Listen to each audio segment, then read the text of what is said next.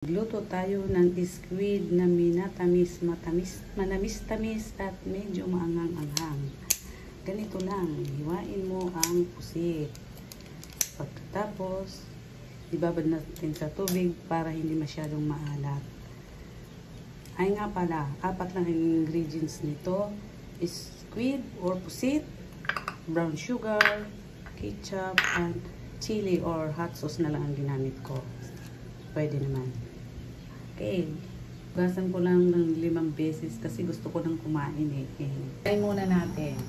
Lutuin muna natin. Ubusin na natin. Lutuin na natin.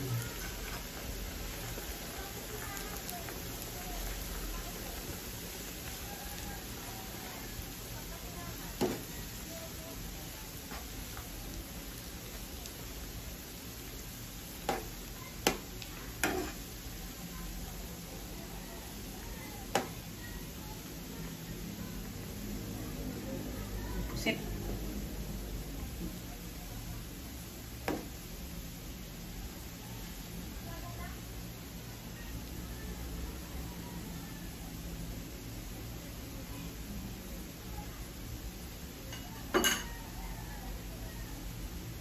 Yan, luto na.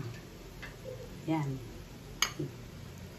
Luto na ang ating pusit. Ano na tayo ng ilagay natin ang pusit. Ilagay natin yung ketchup.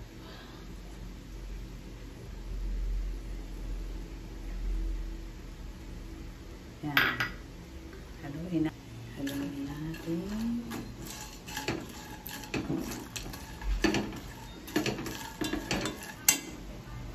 yung chili hot sauce.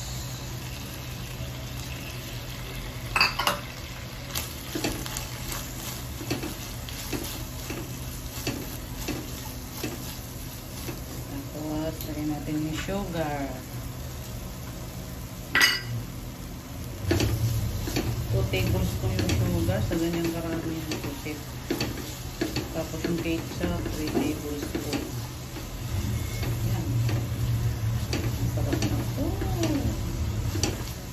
Nasa sa inyo kung gusto nyo dagdagan yung asukal. Depende. Ano yung panlasa nyo. Tamis talaga. Wow! Sarap!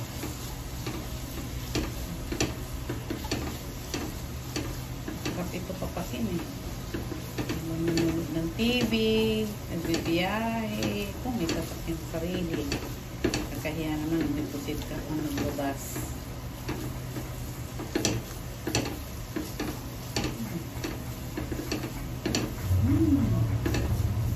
Pwede na. Patayin ko na.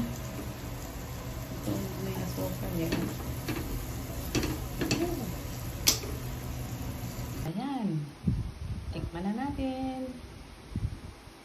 Ha? Wow! Sarap!